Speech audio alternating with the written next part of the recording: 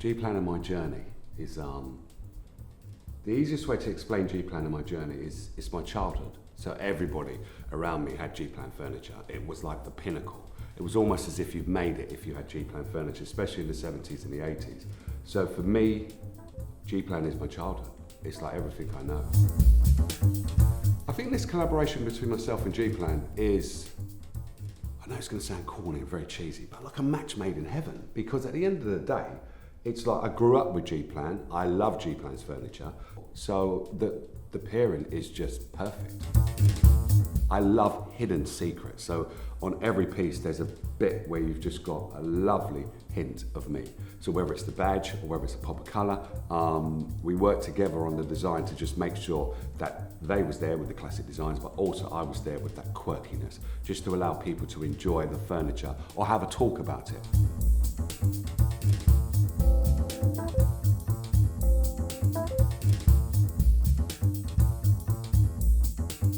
So coming up with the names was really, really easy. It's like G-Plan has been in my life since I was a child, so every journey I've taken on that kind of growing up, I should say, I haven't grown up quite yet, but basically every kind of era I went to, that's why we named them after the eras that I grew up, because if G-Plan has been with me through my childhood, it's always been with me and it's still with me today. So naming every piece after where I've grown up or where I had fun, come on, it's a no-brainer.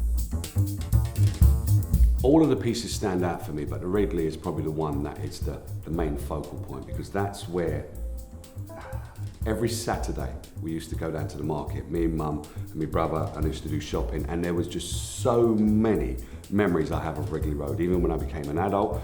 And it's an important piece because it celebrates the community, so that's why we've got it quite large, and you can sit down there with your family and what have you.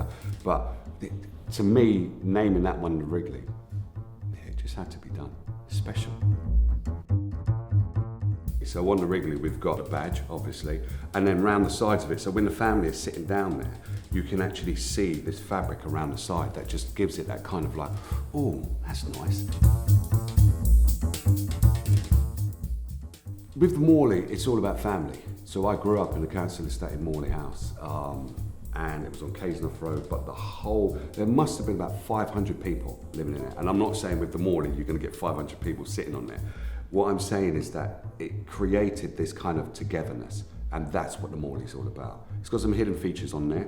We've got a USB, obviously you've got the recline for some old timers like myself, and then you've got a storage unit, because one of the things I find on sofas is that there's nowhere to store something, and if you do store it, it's normally on the floor, you get up, you're going to kick it over. But what we've done is made sure that you've got it tucked away, so you can either store your books, your magazines, your remote control, and my cup of tea will be stored in there so no one kicks it over. That always happens.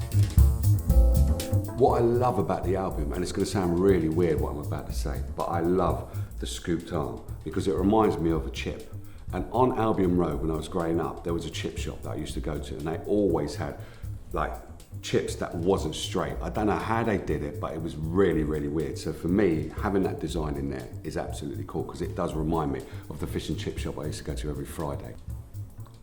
On the album, what we've got is some sleek and minimal designs, and you've got a hint of me, so around the side of it, you've obviously got a splash of colour, but also you've got this wooden plinth, and it's just, it would fit in any modern home.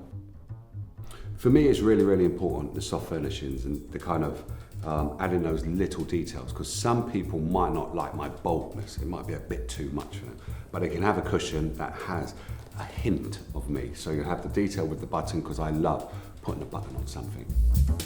The design process was coming up with something that was related to my youth. In Stamford Hill, I went to my first ever youth club. So you had to fill in an application form, and I got one of my friends to do it because I'm not that brilliant at writing. And we had to then post it through the letterbox. So on the Stamford, you've got this letterbox design. And also it's in a lovely recyclable tweed. And I would love to have the fabric on the outside, but then you'll spoil that design. So we've done it on the inside. So for me, the Stamford has really, really vivid memories of posting my application form to be a member of the youth club. And I was number 5, which I was over the moon with. In the collection, we've also got some add-on chairs. It's not like emergency chairs at Christmas time. It's a real comfortable chair that basically you've got the Peabody, the Bethnal, and also the Broadway. For me, all of them are linked to my past in some way, shape or form, and then also linked to my future. So the future with G-Plan, but the Broadway is the one that is the chair for me. That's the daddy of all armchairs. I've done the 6250 chair. So doing the Broadway, it was exactly the same design that I'm going to bring to it. So it's the sides, and it's celebrating how big and comfortable this chair is. And it is, wow.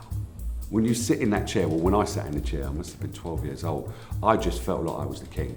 I felt like I was the governor, and I could achieve anything. So hopefully, anybody that sits in the Broadway now, yeah, they should be feeling exactly the same.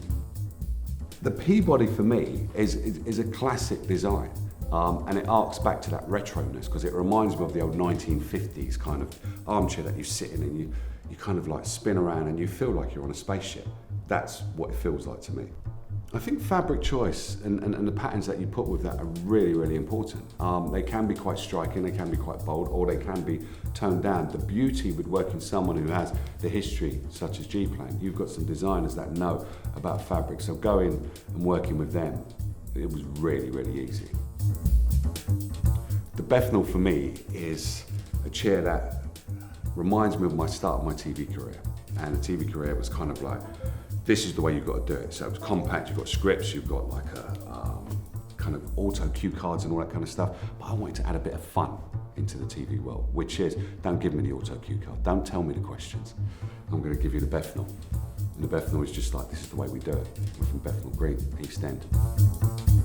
G-Plan has all of these craftspeople just able to come up with designs, and if you have a new design, no one knows how to do it. But basically they've got these people that can figure out, test, so on and so forth. So us two coming together was just like, wow, because I love to push the boundaries. Working with the design team, working with the people that make the frames, working with the people who've got to upholster it, it's a real team collaboration.